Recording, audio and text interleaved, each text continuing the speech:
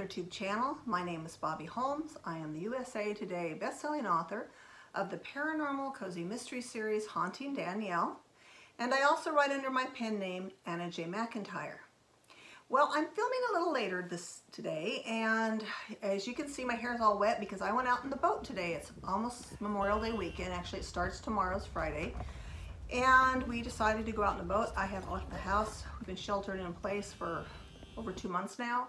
And it was a gorgeous day today. So we thought we'd just sneak out there for a couple hours and see how it was out in the lake. And it was pretty nice. A lot of crazy people already out there, but we were very careful, didn't get near anybody. And when my husband put gas in the boat, gloves on, so we kept it safe. So I came home, took a shower because it was hot and sticky out there and we didn't go swimming. And I decided to film and look like this, so you just have to put up with me.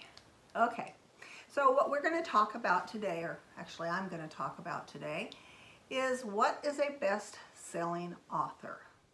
One thing I notice when I'm looking at different AuthorTube channels is some of the authors out there are claiming to be best-selling authors that I kind of question if they really are or not. Maybe they are, I don't really know.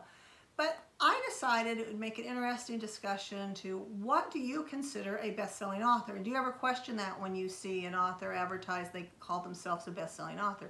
Do you ever wonder if they really are or why they say they are? Now, I know before I made the USA Today bestseller list, I had a book that was on sale. I think I had a book by bad, and it soared up to #1 on the Canada at Amazon, Amazon's Canada side there. So I was pretty excited. And I thought jokingly, I said to one of my friends, hey, I can call myself an international best-selling author because technically speaking that day it went to #1, which is a bestseller for that day at least. And it was Canada, which I'm in the United States, so that's international, I suppose. But I didn't use that. I just thought it was fun, and I did take a screenshot of the day that it went to #1. That was pretty cool. So I started thinking, what is it that different authors, when they say they're best-selling, what do they really mean? Now, obviously, if they make a list, is how they define that. Me, for example, I did make the USA Today bestseller list. So what does it take to become a USA Today bestselling author? Well, the powers that be put together the list. They collect sales data each week. Now, I believe it runs from Monday through Sunday, book sales. So they collect the data, different vendors like Amazon and Barnes & Noble. Now, there's a couple things to consider. First of all, it can only be sales from the U.S. So if you have a lot of sales over at Kobo that are international sales somewhere, those are not going to count. And it has to be, they also collect sales from more than one vendor in order to qualify for the list. So if your book is on KU Unlimited, which means your book is exclusive to Amazon, even if you sold more than anybody in the world, you cannot make the list because they won't consider just one source. They want to get information from more than one vendor, and that's how they pick who gets on the list. So I know a number of people, at one particular, she's not a USA Today bestselling author, and I know she's in my genre and she sells way more than I do, but she's not on the list because she has her books on Kindle Unlimited, so she's exclusive. Just because an author, they may legitimately be a best-selling author, but they haven't made any lists because their marketing strategy is they are exclusive to Amazon. Also, before a bookseller will report their sales for the list, it has to be a certain number. Now, I have heard that unless you sell at least 500 books on Barnes & Noble, they're not going to report your sales that week to the USA Today bestseller list. However, I've also heard that if you sell just 150 books that week, they will report it. So I'm not really certain on what that number is. I just know that you do have to sell a certain amount in order for them to report it. Therefore, even if you're wide, and if you sell a ton of books on Amazon, but you're wide, and you sell lots and lots of books, enough to make the list, but you don't sell any books anywhere else, even though you're wide, and they don't report your sales, then you're not going to make the list. So how many sales does it take to make the list? Well, the ballpark number is around 5,000, but obviously that's going to vary on the time of the year and how many books are released because it's the top 150 best-selling books. And so let's say you have a really slow week that week and not, maybe you don't have any really big competition or there's not a lot of sales and it's a slow time of year. It's possible maybe you can, slide through with 4,000 sales. But maybe it's a really competitive time of year. Maybe the big trades, they put out a lot of, promotions, spend a lot of money, or some other books have been released. And so it's going to take you over 6,000 to make the list. So that's really a general ballpark on how many books sold before you can make that particular list. Now, if somebody says they're a USA Today best-selling author, it's not really something they're going to lie about, because you can easily check onto the website, plug in the author name, and if they've made the list, it will pop up. Also, another thing to consider, it only takes one book in order for you to be able to say that you're a USA Today best-selling author. And then we have the New York Times bestseller list. There was a time when indie authors could make the list, where I think it's a little difficult now to make it. But back in 2011, 2012, I did have several friends that made it, but it was my understanding that they changed the structure of how they collect the information and who's qualified, to be on it. So it's a little bit different now.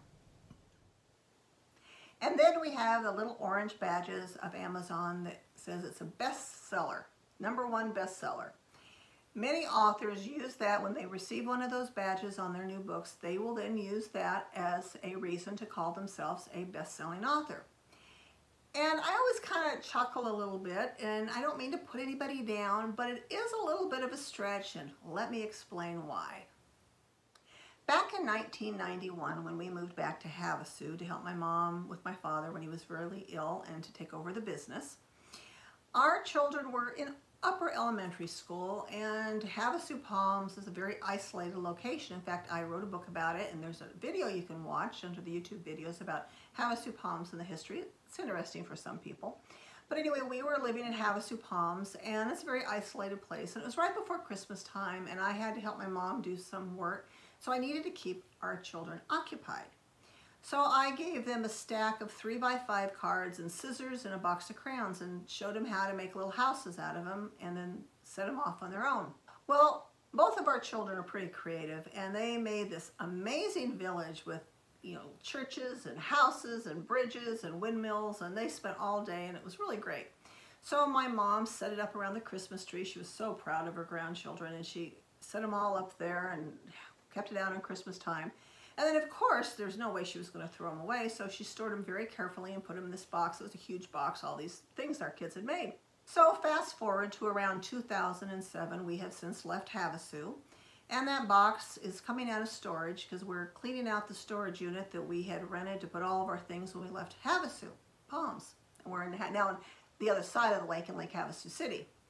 So my mom that particular week was staying with my sister in Bishop, and I was going through the storage unit, and I came across this box, and my mom had said, "Oh, don't throw the houses away." Well, it's a huge freaking box, and I'm thinking, I can't keep all these things. I mean, I know they're adorable, but they've been sitting in the box for years, and even my kids would kind of laugh at the idea of keeping them. So I had an idea so I could get rid of the box and at the same time save the houses. So I had a digital camera, and I took a picture of all the houses, and I created a book for my mom for Christmas time, because it was right before Christmas. And so I made this picture book for Mom, and I called it The Story of the Christmas Village, and I had it printed at Lulu. Now this was 2007, I believe, and it was before the ebook revolution, but I was publishing some different things at Lulu, usually stuff like that for the family. So I went ahead and I, published it, and I gave it away for Christmas presents to my mom and my sister and whatever that year. Well, my sister is she was an elementary school teacher, and she did, I think it was 2nd grade. Well, unbeknownst to me, every year she would bring out that book and she would read it to her class. Well, the kids loved it because it gave them kind of imagination to build their own houses.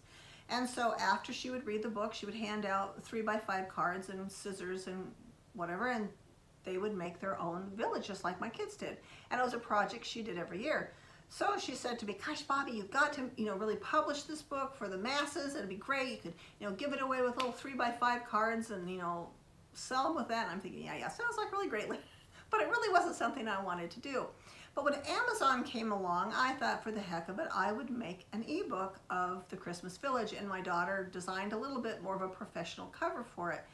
And I thought I'll put it out there. I figured if my sister's classroom really enjoyed the story and it inspired their creativity, then maybe other kids would too. So I put the story of the Christmas Village on there. And guess what happened? Now this was in 2012. No, let's see, let me look. I wrote the numbers down because I can't really remember the actual numbers. So I wrote the story of the Christmas Village in 2007, and that's when I gave it to my mom for Christmas time. But I actually published it on Amazon in 2012. Well, that book went to #1 for Christmas crafts and holiday books. So it was a #1 bestseller. Now, isn't that pretty impressive? A #1 bestseller? Well, that book's still up there. I left it up there. And since I have published that book 8 years ago, I have made just around $30 on it. So $30 is about what I've sold in 8 years on that one particular book. Now, I think that's why I think it's kind of funny, because it said I was a bestseller, so I could say, hey, I'm a bestseller of this Christmas book, this Christmas children's book. That's pretty impressive. Well, it's not really that impressive when you think in all that time I only made $30 on it. So that's one of the things. But that wasn't the first time it happened to me. When my children were little, in elementary school, and actually Elizabeth was pretty little back then, I wanted to write a craft book. Now this was years before Pinterest, years before self-publishing, years before YouTube and all that stuff. But I wanted to write a craft book. So I started collecting all these craft ideas, and I would have my kids do them, and I'd take pictures of them, and I wanted to put together a craft book. So that was back, years ago. And so when the self-publishing came around, I decided I would publish my craft book. Well, really, it was kind of a dumb idea by that time because things had changed, but I went ahead and made a craft book just because I'm stubborn enough. When I start something, I want to finish it. So I put my crafts for kids out there, and this was in around the same time as the Christmas book. Well, that book also made #1 bestseller. It made it to Kids for Crafts. Now, that book actually I did make no, I take that back. It wasn't that. I put that book out there first. I hadn't put out a second book, and it was a companion to the craft book. Kind of a stupid idea, actually. It was, I had a lot of stupid ideas back then. But that was the book that made #1. Now, that book that made #1, the total life of that book, I made about $13. But I could, just like with the Christmas book, say I was a #1 bestseller, but I made like $13. Now, the actual craft book, not the companion, did make about $90, so it did better than all the rest. I think I have since pulled that book off. That's not even on there anymore. Now, my Christmas book is still on there. I had a couple real nasty reviews on it because they just didn't get it, but I think it is a good book for kids to kind of inspire them, and it's only like 99 cents. I don't have it for sale for a lot. You can buy the paperback version too, but it was just more something fun that I did for my mom, and I did leave it up there because I'll blame my sister because she was the teacher and said her class really liked it.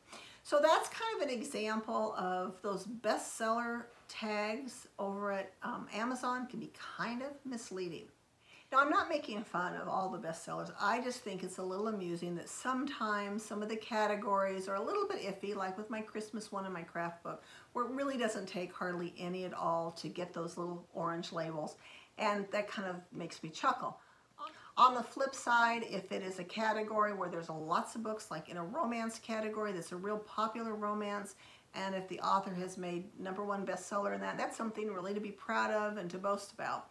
So, definitely they can be great things and something to be proud, but every once in a while, I see somebody that, slips through in something obscure like my Christmas one and my craft one, and I kind of chuckle just because I know I went through that myself. It's not that I went out and bragged about it. I thought it was funny at the time. In fact, I think I said something to my fellow authors and to different people at the time how funny it was that I made this bestseller list and I had sold like maybe just a couple copies.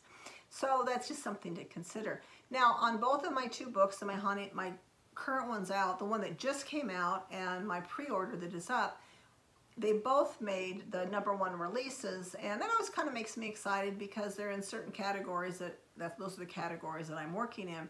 Now, if I would make it in something like a cozy, then that would really thrill me because that's a little bit of a tougher category. There's more competition and there's more books, and that would be a little bit more impressive. So, all those things are with a grain of salt. So I just kind of wanted to go over that today, but I would like to ask you out there, what do you think is a best-selling author? I mean, if you are an author, what do you feel comfortable declaring about yourself?